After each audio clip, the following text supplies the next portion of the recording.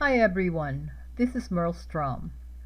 This was the snow that accumulated from the winter storm that hit Nebraska Monday night, January 25th, that continued on Tuesday morning of January 26th of 2021. This snow is becoming more of a chore, more than a workout for every homeowner here in Nebraska. I am just way too tired and all sore from trying to clear this. Hopefully, we'll get a break. The question is when.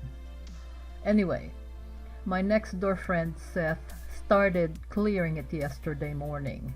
I tried to finish it at midday. I was out shoveling yesterday for over 2 hours.